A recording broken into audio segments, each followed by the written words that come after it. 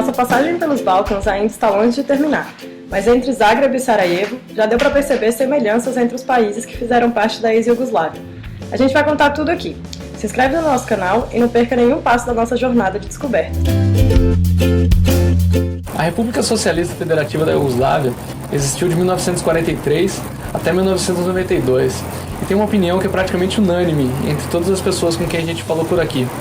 Por surpreendente que pareça, o sistema socialista que regeu o país do final da Segunda Guerra até o final da Guerra Fria deixou saudades. O mais engraçado é pensar que do bibliotecário punk até a mãe de família, todo mundo parecia gostar muito do Marechal Tito. E olha que ele foi presidente por 30 anos.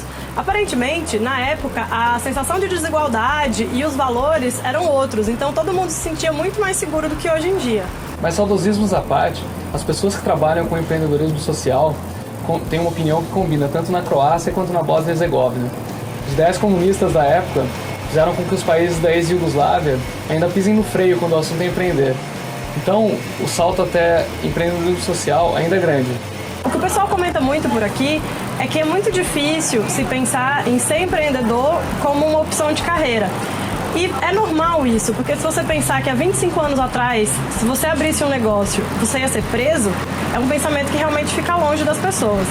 Então o que acontece é que os jovens se formam e aí, ou eles querem um emprego numa grande corporação, ou eles vão tentar trabalhar para o governo. Mas o problema é que não existe tantas vagas, não existe absorção. Aqui na Bósnia, por exemplo, a taxa de desemprego de pessoas de 18 a 30 anos chega a 57%. Aqui a gente já consegue enxergar um cenário bem diferente do que tem na Alemanha e no Brasil. A nossa terrinha, por exemplo, parece ter mais força para um empreendedorismo social independente. E dizer que uma empresa é de impacto social aqui pode até ser um problema, porque com essa herança do socialismo, as pessoas acham que uma empresa social tem tudo a ver com o governo, é o governo que administra, então que a empresa não é da pessoa. As coisas que temos visto do lado de cada mundo têm nos inspirado bastante, principalmente pela capacidade de fazer acontecer, mesmo com um monte de dificuldades conspirando contra. Mais detalhes sobre os Balcãs e as histórias do pessoal que a gente tem conhecido por aqui, a gente está contando no site. Então clica para assinar nossa newsletter e se inscreve no nosso canal. E aí você não perde o nosso próximo vídeo e descobre sempre por onde a gente está.